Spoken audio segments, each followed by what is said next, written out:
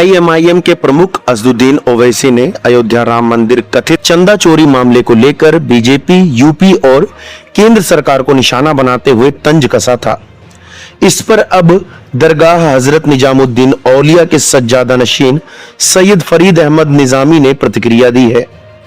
उन्होंने कहा कि इस मामले में मैं क्या बोलूं, लेकिन अगर नाहक किसी का घर तोड़ा जाए तो ये बहुत बड़ा गुनाह है, बशर्ते कि इंसान उस बात को समझे। हजरत निजामुद्दीन औलिया दरगाह के सज्जादा नशीन ने यह भी कहा कि इसी तरह किसी दोषी को छोड़ देना भी गलत है।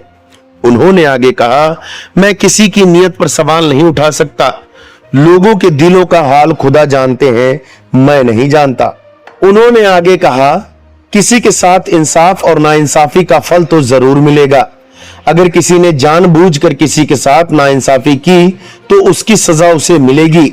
अगर किसी के साथ इंसाफ किया तो इस अच्छे काम का उसे फल मिलेगा।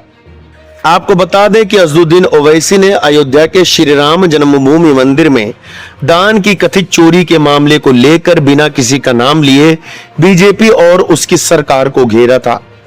यूपी के बिजनौर में एक जनसभा को संबोधित के दौरान उन्होंने कहा, अगर ट्रस्ट में गलती हो गई तो उस ट्रस्ट में एक मुसलमान को मेंबर बना लेते, उसके बाद उस मुसलमान का एनकाउंटर कर देते, बुलडोजर से उसका घर तोड़ देते और फिर केस क्लोज्ड। उन्होंने आगे कहा, चंपत तो अभी मजे में है, जिनको गिरफ्तार किया गया उनकी पुलिस कस्टडी नहीं लेते।